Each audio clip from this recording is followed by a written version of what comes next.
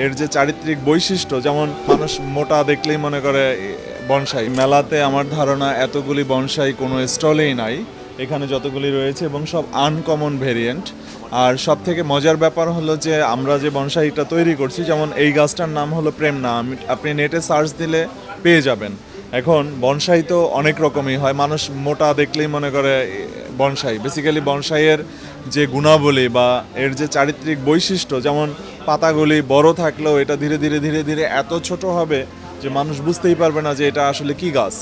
তো সেই ক্ষেত্রে এইটার পাতা কিন্তু অনেক বড়, বাট এটার পাতা এখন এত ছোট হয়ে গেছে যে বোঝাই যাচ্ছে এটা একটা নিপুণ হাত, মানে কারিগরের হাত রয়েছে এখানে, এবং অনেক সুন্দরভাবে তার রুটগুলি বিন্যাস রয়েছে এখানে।